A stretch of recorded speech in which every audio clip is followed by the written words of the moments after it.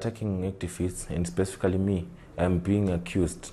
I have been called to come over and then myself over as a suspect for charges on subverting a constitutionally elected government, and also working with foreigners to cause chaos in Zimbabwe and incite public violence. It's in relation to the just ended stay away, where people have been killed by the military, over 16. I think it's double plus the numbers that were killed last year in August following elections. And over 1,000 have been arrested simply because they are Zimbabwean activists, simply because they are suspected to be members of the opposition, simply because they've been a stay away, and the only response that the government has in relation to the stay away, which was in direct response to the fuel price hikes which were announced by Mr. Emerson Mnangagwa, instead of taking measures, economic measures, to reverse that or to stabilize the economy, they are using torture, rape, and murder and imprisonment of citizens as a reaction. Who have they raped? Who has the administration led by President Emerson Mnangagwa? Who have they raped? Do you have any people on the record whom you can show to us that have been raped by the military agents? Yes.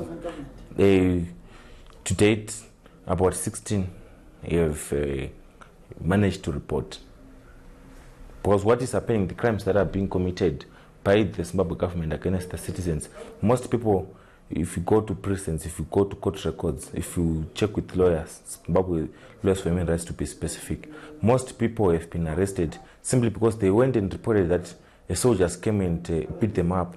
They went to report that they had been raped. Some of them had gone to report that their lives have been, that their homes have been ransacked.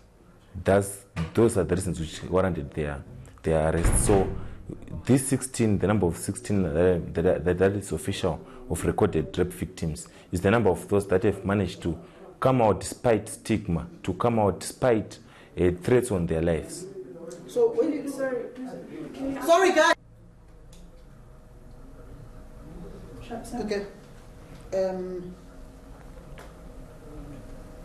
So you are on a list in Zimbabwe to hand yourself over to the police or be killed. Why? How did that list come about? To be honest, I don't know.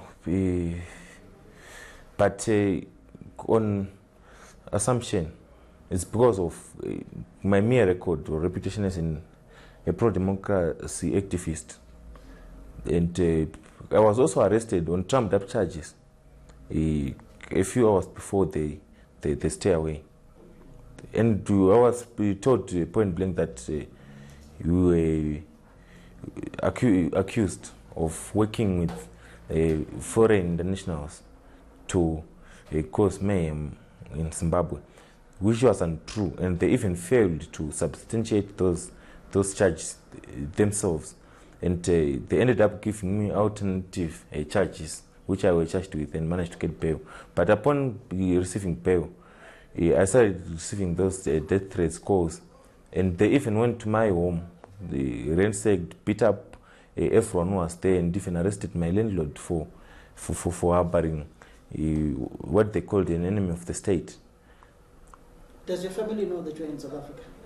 No. What will they say when they see this video on TV? They will be shocked. I did not tell them for my and also their security reasons. One, because most of the people who have come here for safety, their families are being tortured. Some of them were caught trying to cross the border because their mothers, their fathers were tortured, and information about their whereabouts, they were forced to say it under torture. And they were caught. Because there are military roadblocks, as I speak now, where they have a list, everyone, all the travelers are required to produce their national identity cards for identification, for verification with the list that they have. So, yeah, it's not the first time that my life has been under threat. and they will know, they'll be shocked, of course, to hear that it's where I am. But I've been arrested, put into maximum prisons countless times. For the record, I think my arrest in January, it was the 27th arrest in my life as an activist.